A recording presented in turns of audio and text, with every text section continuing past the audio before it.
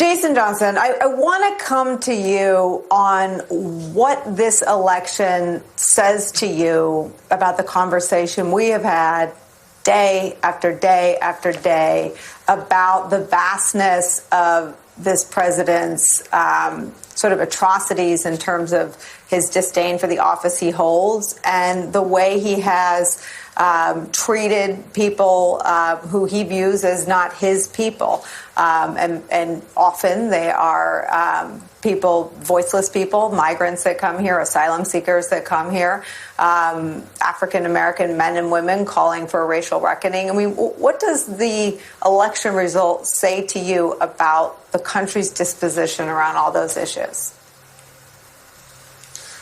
Well, it says a couple of things. I mean, one, Trump's reaction and saying that he's going to run to the Supreme Court, which is essentially the equivalent of like, I'm going to call the manager because I can get what I wanted, shows his disdain for all people, right? I mean, because we have to be clear, Donald Trump doesn't seem to like anybody.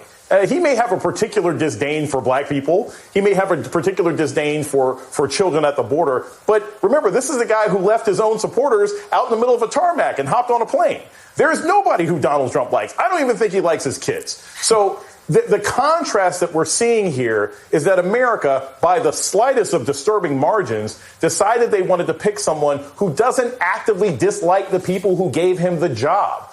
I am disturbed by the fact that not enough Americans made that decision. I'm disturbed by the fact that you have large numbers of people who are like, yeah, a guy who leaves people out in the cold and 250,000 people die of COVID and harasses women and everything else like that. I want a little bit more of that, and I don't really know if I wanted the other guy. So this election actually shows me a lot of really disturbing things about this country racially, very disturbing things about this country from a gender standpoint. And I have to say this, because if Joe Biden becomes president of the United States, and I hope that he does, because he is not a dictator in the making and he seems to be a decent guy, I will immediately turn around my hat and be excruciatingly critical of him, because you cannot come into this White House with the idea that these people aren't the enemy. They are. The people chasing the Biden-Harris truck out of Texas, they are the enemies of democracy. The people right now attacking vote counters in Detroit, they are the enemy.